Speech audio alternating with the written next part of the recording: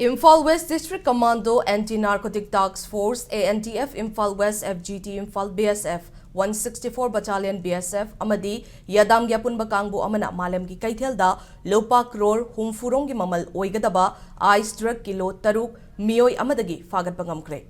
Police na drug ka kona na fagat laba miyoy adu Imphal East District ki Porompat Police Station gi Manung Chanba Porompat Bangal Layraktagi MD Yusuf Ali Elias Kaki Elias Jakir Chahi Nifugamathoy Apokpa MD Yainni.